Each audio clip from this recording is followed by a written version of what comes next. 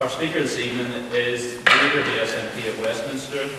He's the SNP spokesperson for foreign and defence affairs and is a former foreign diplomatic correspondent for the BBC.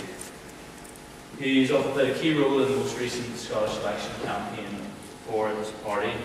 Without further ado, I'd like to introduce Angus Robertson.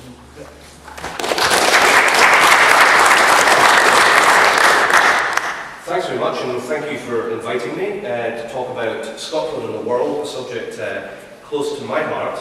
I haven't been to speak to the Society here before, so what I plan to do is to talk for 10 or 15 minutes and then give you the chance to ask questions about things that interest you, as opposed to the things that come out of the top of my head. But I thought that I would start off by talking about the things that I'm in favour of, the things that I would like Scotland to achieve in the world. Sometimes in politics, a lot of the debate is about what people don't want, what they don't like, people they don't like. But I would prefer to concentrate on the things that motivated me to go into politics, which is Scotland's role in the world, or the lack of direct role in the world, and take things from there. I suppose it's worth saying from the start that this has been quite a personal journey for me to go into politics, because when I was growing up, as somebody born in London, half German, spending a lot of my time when I was young, fortunate enough to go to the continent on holiday, I was struck by the observations of my contemporaries at a young age when being asked, where do you come from? Oh, I come from Scotland. And they go, aha, England. And no, I'm from Scotland. And then people think, it's not a proper country, is it? And I say, well, yes it is. I watched Scotland at rugby, and Scotland's got a history of our own, and I was pretty young but precocious at that age, and that set me thinking about Scotland and Scotland's role in the world. So my starting point is as somebody who, like many people in Scotland, has a mixed background from different places. And it's probably an issue that a lot of people in Scotland, especially now, are thinking about, now that there's an SNP government, about what does the future hold for us. In 1967, the SNP won a famous by-election in Hamilton. Winnie Ewing won it, and she was asked, what is the main message from the SNP victory in Hamilton? And she said, stop the world, Scotland wants to get on. That was 40 years ago. It's 40 years since the SNP has had permanent representation in the House of Commons, and I was very mindful when I took over from Alex Salmond last year as the SNP's leader down there, that now for 40 years we've been trying to get that message over. It was pretty tough at the start. It's now less difficult because I think people realise that Scotland is moving in a direction of more responsibility, growing up, becoming normal, having a role in the world. And I want to go through some of the reasons why I think that's important, and the Scotland that I seek, the Scotland that the SNP seeks. And if you're unconvinced but are perhaps interested in questioning that a little bit more, or even becoming involved, you'd be very, very welcome. First of all, the Scotland that I would like to see in the world is a force for good. It's one that works to further peace and reconciliation between other nations that find that difficult. It's one that stands for disarmament, for making the world a safer place, but setting a good example. It's a force for good, living up to our international undertakings in terms of international development. So that's the first thing, force for good.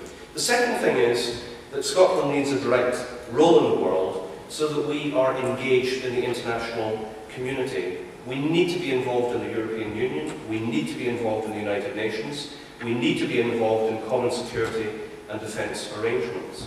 The third theme that I want to talk about is pursuing our national interest, which is not narrow, but for the general good as well, and those are not contradictory points.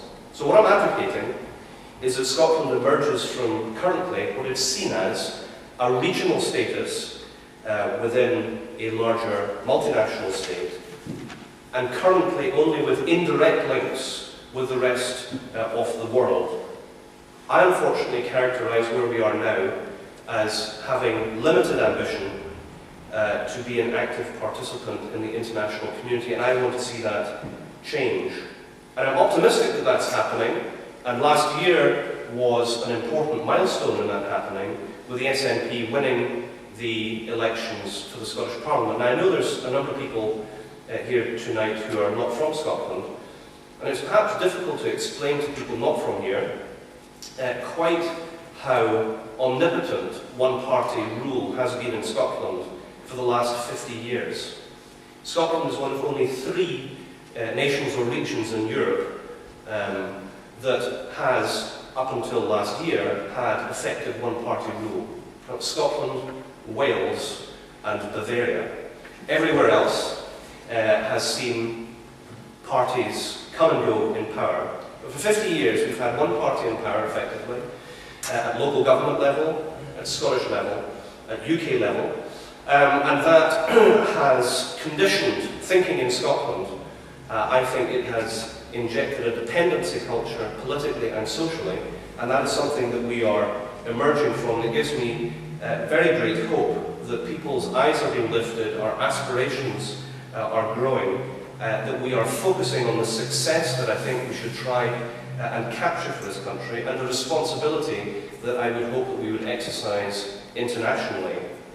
So we're in a good place at the moment, and we're in a good place because there is now a very active debate about Scotland's future. If you go back a few years, even when I was active in student politics, which I don't think is that long ago, but it's long enough ago back that if there were debates in university, I was at Aberdeen University, and I would argue that Scotland will become independent, people would sort of smirk and laugh and say that's never going to happen.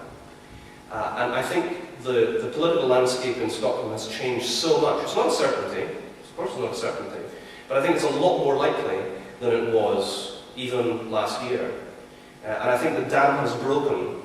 All the conditioning of the Scottish political scene around one party having dominant control has gone. And I think the recent opinion polls that show that the SNP has actually gone up in the polls since winning the election shows that. I think if you were to ask how many people actually voted SNP last year, we would have a higher percentage than people that actually did vote for us, because there has been that sea change.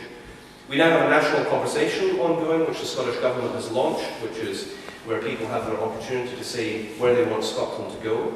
Just as interesting, and I'm not going to condemn it, I think it's a great development. You have the 3 UK parties in the Scottish Parliament. They've started their own conversation themselves. I would wish they'd do it as part of a national conversation, but I'm going to get hung up on that. I remember only last year you had Des Brown, who was the Secretary of State for Scotland, a Labour Government Minister at Westminster, saying that devolution was an event, not a process. I.e., we've got thus far and we're going no further. And within a year, he's meeting with the Tories, he's meeting with the Liberal Democrats, and they're talking about what they need to do to give Scotland more powers. I think that's tremendous. We're all heading in the right direction. And unlike the other parties, but maybe they'll be convinced of its merits, we will, within a period of time, be able to ask the people what they want. I think that's the appropriate way to do things, rather than politicians talking about what they want. I think the people should have a say in a referendum about Scotland's future. And I'm confident that when that debate is had and the referendum vote is taken, that people will vote for more powers and they will vote for independence as well. So the scene's been set for that change